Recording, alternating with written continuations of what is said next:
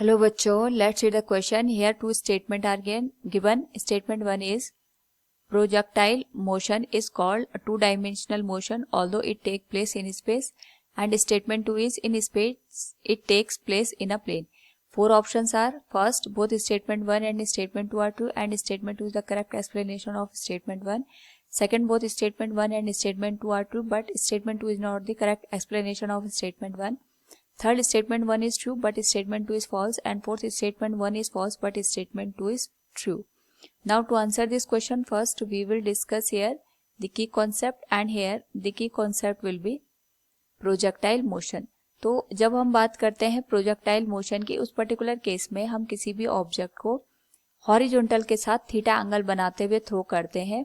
तो उस particular case में हमारे पास जो वेलोसिटी होती है, इसके दो कंपोनेंट बनेंगे. एक बनेगा यू कॉस थीटा, दूसरा बनेगा यू साइन थीटा.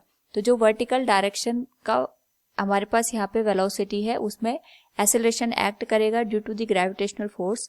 पर जो हॉरिजॉन्टल डायरेक्शन है उसमें कोई भी एक्सेलरेशन काम नहीं करता है, जिस वजह से इसकी जो वैल्यू रहती है वो कांस्टेंट रहती है और जो ऑब्जेक्ट होता है वो पैराबोलिक पाथ में यहाँ पे ट्रेवल करता है. तो क्वेश्चन में हमसे पूछा गया है, जो स्टेटमेंट फर्स्ट है, projectile motion is called two dimensional motion although it take place in space. Two dimensional motion का मतलब होता है कि हमारे पास यहाँ पे दो एक्सिस के करस्पॉन्डिंग ही जो ऑब्जेक्ट है वो मोशन कर रहा है. तो सपोज हमने यहाँ पे ऑब्जेक्ट है उसको इस तरीके से थ्रो किया है कि एक पैराबोलिक पाथ ये यहाँ पे कवर कर रहा है. हम कोई सा भी पॉइंट कंसिडर करें, उस पर्टिकुलर पॉइंट पे हमारे पास वेलोसिटी के दो ही कंपोनेंट बनेंगे, यानी दो ही एक्सिस में हमारे पास यहाँ पे मोशन देखने को मिलेगा, एक एक्स एक्सिस में, दूसरा वाई एक्सिस में. भले हम यहाँ पे ये ट्रेवल तो स्पेस में कर रहा है, लेकिन इसके यहाँ पे मोशन को अंडरस्टैंड करने के लिए हम केवल दो ही एक्सिस का या किसी एक प्लेन का यहाँ पे यूज करते हैं. तो चाहे हम कोई सा भी पॉइंट ले, उस पर्टिकुलर केस में हमारे पास यहाँ पे जो ऑब्जेक्ट बनेगा ये एक प्लेन में यहाँ पे मूव करेगा. तो यहाँ पे भले ही जो ऑब्जेक्ट होता है ये स्पेस में मूव करता है, बट इसके मोशन को अंडरस्टैंड करने के लिए हमें केवल दो ही एक्सिस की रिक्वायरमेंट होती है.